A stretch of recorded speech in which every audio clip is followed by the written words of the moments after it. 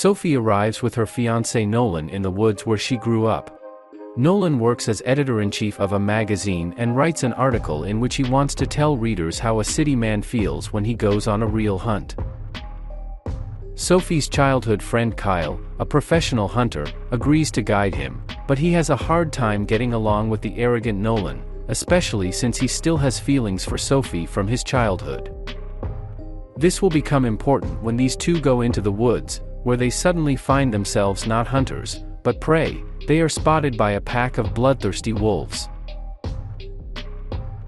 Director and screenwriter Adam MacDonald first announced himself in 2014 with the survival thriller Backcountry. The main characters in that movie were a married couple who went on a forest camping trip where they became hunted by a man-eating bear. The movie was solidly made, although not a super hit, but it was selected for screening at the prestigious Toronto Genre Festival and made producers remember the name of its creator. Over the next decade, Adam MacDonald made a nice feature-length horror Payuakit, and also took the popular series Slasher, in which he shot as a director seasons 3 through 5. And now he returns to where he started, the survival thriller Out Come the Wolves, which in many ways echoes his debut Backcountry. In fact, the two films are so similar that at times it feels like MacDonald is trying to remake his own movie. For example, the lead role in both films is played by the same actress and former model Missy Peregrym. In both films, the couple has not yet legalized their relationship. In Wolves they are engaged, and in Backcountry the proposal was supposed to happen on a hiking trip.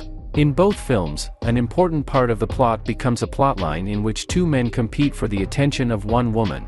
But if in Backcountry meeting with the third man was only an episode, in Wolves it is brought to the fore. Nolan feels that Kyle still has feelings for his future wife, and cannot hide his discontent with this. It is only the civility of the modern urban dweller that keeps him within the bounds of friendly companionship, and this civility becomes another key theme of Wolves. The characters go hunting only in the middle of the movie, and before that they relaxedly discuss humanism and the primal beauty of the wilderness. But a real-life encounter with this very wilderness leads them to the conclusion that theory and practice are fundamentally different in this matter.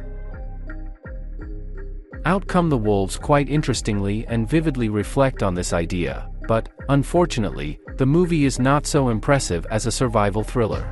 The attacks of the wolves look graphic, brutal, and quite realistic, but in the final act, when Sophie, ex-forest girl, who in the city became a vegetarian, recalls her hunting skills and goes to save the weak and unskilled men, the whole thing starts to look a bit like a game of give and take. Sophie does not show any incredible skills, but survives and wins, as the authors try to hint to us, mainly because she is a woman, and a woman, as we know, can do anything she wants.